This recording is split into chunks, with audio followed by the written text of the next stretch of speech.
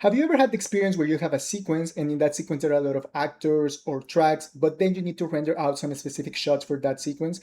And if that's the case, you will probably have to go to the render settings and manually pick a frame or manually create a range for those frames to render these images out.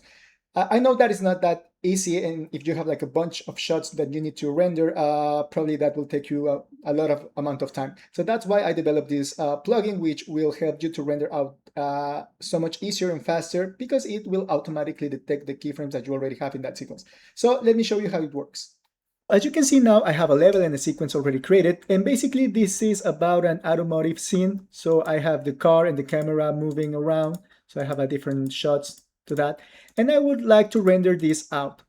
So what I'm going to do is go to Tools, MRQ Frame Picker, and then we'll open this window. So what it's going to do first is it's going to detect all the actors that are present in your sequence. So you can see if I keyframe the light component or the sky or the rectangular light number 2, it will automatically appear in this list. So for now, I'm going to select the Cine Camera Actor 0, which is the one that I have keyframe with the movement. And then it will ask me for the track, because in that specific actor, I have a transform, but also the aperture, the focal length that change accordingly to that. But for that, I would just need the transform. So I will stick to transform, and then it will ask me for the keyframes that I want to offset in case you don't want to hit that exact keyframe, because sometimes you have motion blur or something like that, and you want to offset it. But if you don't want to give an offset, you can just hit 0, go to detect keyframes, and it will automatically give you the frames where it has a keyframe into that track. So as you can see now, we have on the 0, 10, 20, 30, which is basically the ones that I have. Although we can just, we need an offset, so we don't hit that specific keyframe and maybe get some motion blur, we can just hit an offset of 5, hit again detect keyframes, and it will automatically just get the 0 plus 5, 10 plus 5, 20 plus 5, which corresponds to this specific time on the sequence.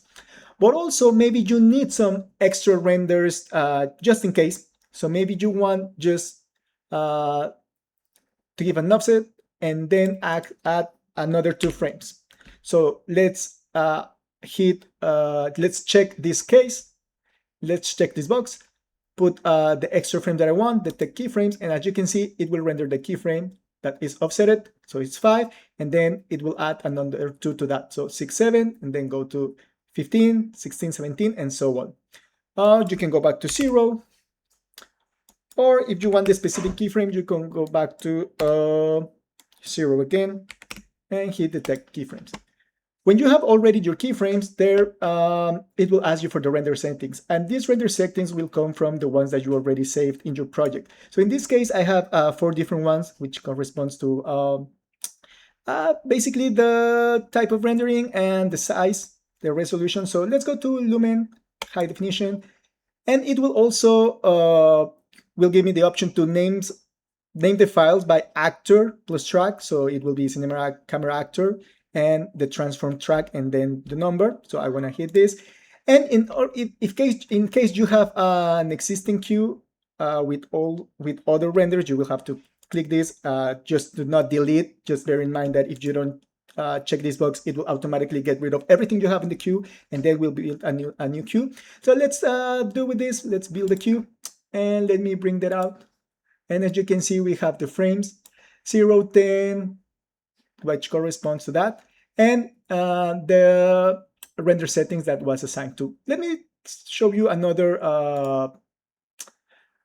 example. So let's go and select probably the rectangular light and probably the transforms. It will detect the keyframes. It's moving in these keyframes, but I want to do an offset of 5. So it's going to take those keyframes, add this 5 to that, and it will render these frames. I will change to maybe Lumen 4K just for this, and I will check add to existing queue. So I'm going to check this, build a queue, and you can see that it will automatically add it to the existing queue. And if you hit render, it will go and render this out. Just in case, if you, let me show you another example. Let's stick that. or maybe if I don't know, sky, and it has a transform, and maybe I just want no offset, but I want to add 2 keyframes to that. It's going to take the keyframes, and then in that case, it will, let's put 3 extra keyframes detected. Let's do just another render setting so we can see the difference and build a queue.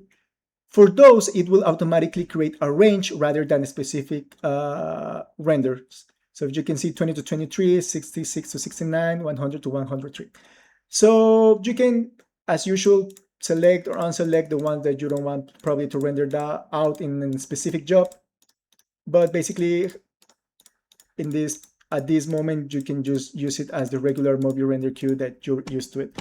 You just hit render and it will render all your frames and jobs out. So hope this works for you. Let me know if you have any doubt. Here's the comment section. And thank you for supporting this, and see you soon.